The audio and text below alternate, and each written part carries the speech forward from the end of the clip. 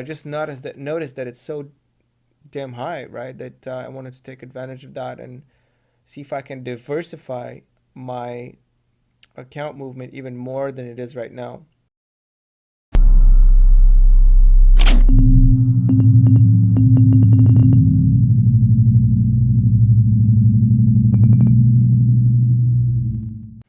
It is Monday, March 2nd, and this is the video log that takes 30,000 to a million. I've had a significant rebound today. I'll show you about that, and I will hopefully teach you how to short the VIX or play around with the VIX, the VIX, or otherwise known as the volatility index. There's a lot of talk about it in financial media, but not everybody knows how to operate it. It's actually fairly easy, and I'll show you how to do that. A couple ways to do it. On Robinhood, specifically, you can do it in many other ways in other brokers, but Robinhood is a bit simplified, and honestly, you can find anything you want to do on the market virtually. Any position type of system that you want to set up, you can probably do it on Robinhood. So more or less. So anyways, that's all you're going to be needing to know. So I'm going to jump into the account here. You're going to see a number. That number is 82,281. You're going to see that it's rebound 1,846. Actually, it's rebound more than that because over the weekend, the account was sitting at 79,600. So it's a little bit over $2,600 or something like that of a rebound, which is still less than the market, but I didn't actually drop as much as the market. If you notice, I'm only down 1.8% on the week, and the S&P 500 is down about 4 point something, and I'm only down 0.76 on the month, whereas the S&P is also down 4 point something percent. So overall, I'm doing better. I'm not sure that I'm doing better on the 3-month though. So let me pull up the SPY here. We can measure the account versus the SPY. No, that's not the SPY. Okay, so I mentioned over the week it's down 4.48, the markets or the S&P 500, 4.85 on the month, and on the 3-month, I'm actually beating the market on 3-month as well. I'm also beating them over the year. So beating the market on all accounts, which I'm really, really happy about. I'd like to see that. Now, going back here, I want to show you some of the positions, the biggest gainers. A lot of the options are paying off. I've been placing options over the last week, lots of them. Companies that I want to pick up like Rio Tinto, also major put sells on DEM, which is an emerging market fund that pays a lot of dividends, dividend emerging market fund. Also like One Chemical and the Russian market. So because all these funds appreciated, some of the option puts have lost value, which means plus on my account because I reduce liability. That's how it works. Now, other movers in the account, EXK here, up $156. Apple, over $1,000, very good performance. And you can see all these numbers over here. New York Market Trust up over $100. There's a lot of big movers here. Metalla up over $100, over to 224. Energy Fuels. Basically everything was up. Even Cameco was up 60%, $60 in the aftermarket. It was down the whole day today. So, and their respective options are doing well also. Even Energy Transfer here, sitting at 1182. I have 200 shares of Energy Transfer. I have a call sold against them, and I have one put sold at 9.5. So basically nothing much is going to be happening in this price range besides just holding the position normally and collecting dividends at this point. Now, one thing that I quickly glossed over here is the VIXX, I believe. Let me see what it was. Yeah, the VXX option play that I've done here. Now, there are actually many volatility indexes out there. If you just type VIX on Robinhood, this is what you're going to find out. All right, this is what you're going to see. So you type VIX and press enter. Oh, well, I guess not. But okay, just type in VIX and you'll see here in the search box you have velocity shares, daily 2x VIX short term ETN. You have the Pro Shares Ultra VIX short term futures ETF, iPath series, B, S&P 500 VIX short term futures ETN. So that all sounds very confusing, but basically they're all ETF, exchange traded funds, or ETNs. That the difference, by the way, between an ETF and an ETN is that an ETF actually holds the securities that it's supposed to represent, whereas ETN seeks to correlate itself through options and through other means, buying and selling, future contract, whatever, to replicate the performance of a specific item, specific asset or commodity or whatever that they want to track. All right, that's the difference there. Now, let's take a look here. So I've picked the VXX, all right, which may or may not be the best one. If you have a favorite one that you like to use and you're a pro at this, then holler, give me a comment and tell me what you use. So what I've done here is, what you can do is you can just buy it if you think that the volatility is going to increase. All right. The VIX right now is sitting at, let me see here. Right now the VIX is at 33. It was at 40 earlier. Today, even like 38. The beginning of the day was even at 40.33. So, which is a very, very high reading. Very high reading on the VIX. So, and this is supposed to represent it. Now, this is the 1 year chart. This is the 5 year chart. So this index, this ETN was started fairly recently. As you can see here, January 26, 2018. And this is how it performed during the 2018 crash here during December. So it went up from 26 all the way to 48. So it nearly doubled there. So that's what happens in big crashes. The VIX spikes. But then you'll see how as the market goes up and recovered afterwards, then it lost value pretty rapidly. So now we're having a spike again because the volatility is getting introduced again into the system here, to the markets, and then it's probably at some point going to fizzle out. So I know this, and so what I've done is I want to short the VIX, right? I want to go against the direction of the VIX. So I'm betting basically that this volatility is going to settle down. Am I going to be right? I don't know. Maybe uncertainty will increase over the next 20 or 30 days or whatever. I have my place set to March 20th. So over the next 18 days, what is that?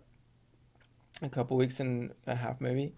Over these 18 days, I'm betting that volatility will not go past this point. And so you could do a couple things here. You could basically buy a put, okay, which is a very standard way to play an option. So let's say we click the options tab here. And so you're going to go on buy and then click put. You can do the same kind of maneuver on the phone as well. And then you're going to pick as your date however further out you want. So the further out, the more expensive the put options are going to be. Okay, so you don't want to go crazy with the duration because then you're going to be paying lots in premium. But you can, let's say, pick March 20th, which is the same date that I picked. And let's say we pick something around the price range here. Let's say it's around 22. So if I buy this $22 put, it's going to cost me $210 in premium, which I'm probably never going to see again. And in order for me to break even or win, this specific instrument, this ETN, is going to have to go below the 19.9 price level, which is listed right here. If it goes below that, I'll make some money on the trade. I'll make up for my premium loss and I'll have some gains.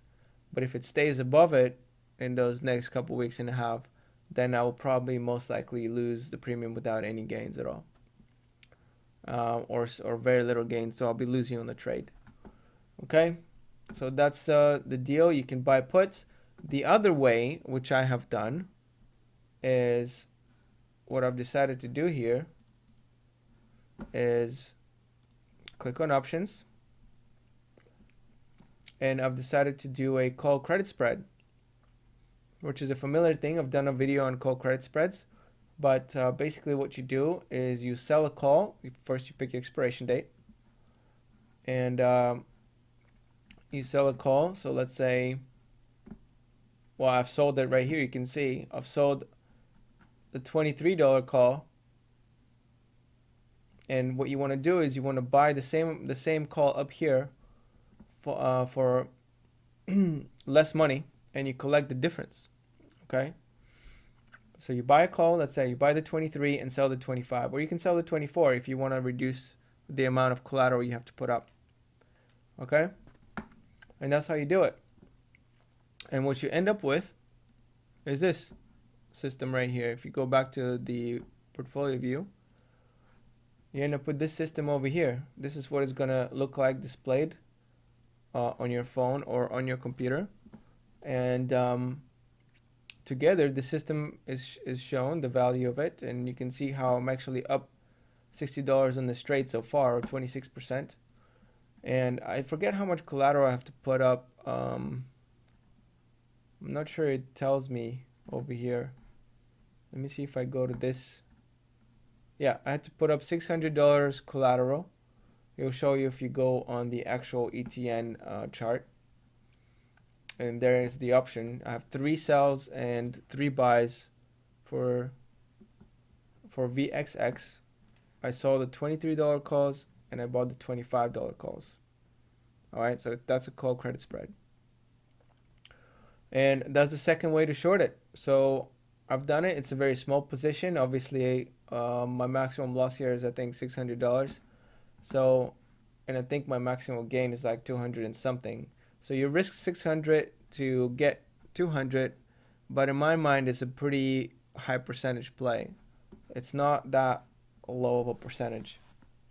So if it turns out well, I might do it more often in market downturns, but we'll see how it plays out. It's definitely a bit experimental for me. I don't really play around with the VIX, but I just noticed that it's so damn high, right? That I wanted to take advantage of that and see if I can diversify my account movement even more than it is right now.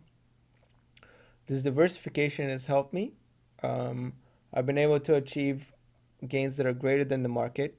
And also you can see how even though I didn't gain as much percentage-wise in the account today as the market did, the S&P 500 or even the Dow, I have lost less during the downturn because I had such a large cash position. I had some bonds that I've sold later, turned into cash, etc. And I had completely deleveraged my account. If you've been following the video logs for a while, you know that I was leveraged up pretty hard at one point coming out of the 2018. In fact, I'll show you the chart here. And I've also made videos about how you can use this leverage strategy. If you just search, go to the my videos and search for leverage, you'll find a few videos, and there's a leverage strategy that I employed here to get this massive uptick. And if you're wondering, I started doing these videos about August 28th, 2018, so somewhere around here. This is when I took this account seriously and added some money and started working with it. And so now out of the 2018 December crash, I came out really strong and basically gained about, I don't know, what is that, $15,000 in a span of 4 or 5 months, 4 months, something like that. So, which is very, very nice, right? That's about $4,000 per month. So now, if this market continues to drop, I will be employing the same strategy again. But as it stands currently, you notice that I just have $5,872 of cash here, and I'm still not leveraged up. I'm still not levered up, right? I still haven't tapped into my like $80,000 worth of leverage that I have available to me. So I did sell some puts on Apple because I didn't think they would drop that low, and those puts ended up expiring worthless, which is good for me. I only gained a little bit of money though. But another side effect is that it prevented me from using my leverage for something else, besides Apple. And so now this is where I stand. By the way, if you're wondering, this all-time chart says 38.5%, but it's actually a lot bigger than that because I achieved this gain with a much smaller account. I've been adding money here, maybe $10,000, $15,000, which screws up the percentages. So the percentages are actually higher than they appear. It's like that sign or that sticker on the side view mirrors where it says object is closer than it appears. That's exactly what this account is showing, okay? The percentages are bigger than they appear. Okay, so I've shown you how to short the VIX through options on Robinhood. I've given you an update on the account, and I have shown you... Oh, sorry, I got distracted by a news item here. What else have I shown you? That's about it. Oh, and I told you about the leverage strategy and how much leverage I still have yet to use if there is a more massive downturn coming ahead. And hopefully I'm patient enough and not make those little silly mistakes like I did in the beginning of last week, and have the full capacity, of my potential here on this account to make some really, really, really drastically big moves if the market turns downwards. All right, with that said, I think I'm gonna end it right here. If you made it to the end of the video, in the comments below, type leverage, the word leverage. All right, peace out. So I know if you made it to the end. Peace out.